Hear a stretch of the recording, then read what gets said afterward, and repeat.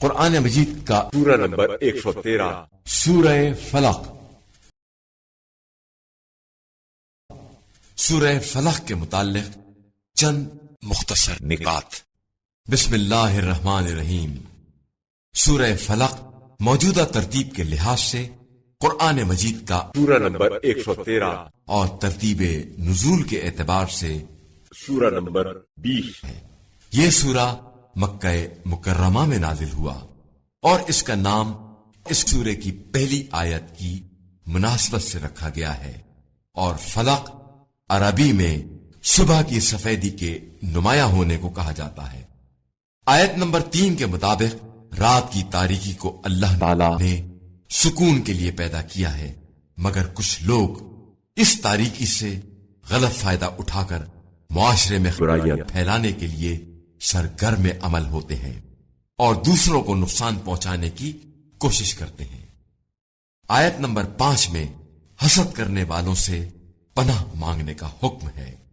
حسد ایک بری اور شیطانی صفت ہے جو ایمان کی کمزوری اور تنگ نظری کے باعث وجود میں آتی ہے، اور حسد یہ ہے کہ انسان دوسرے کے پاس موجود نعمت کے ختم ہونے کی آرزو اور تمنا کرے۔ جو شخص اس سورے کو لکھ کر اپنے پاس رکھے گا یہ اس کے لیے مفید ہے اور نظر بد کے لیے حرز ہے۔ بسم اللہ الرحمن الرحیم۔ بنام خدائے رحمان و رحیم۔ قل اعوذ برب الفلق۔ کہہ دیجئے میں صبح کے رب کی پناہ مانگتا ہوں من شر ما خلق۔ ہر اس چیز کے شر سے جسے اس نے پیدا کیا، ومن شر غاسق اذا وقب۔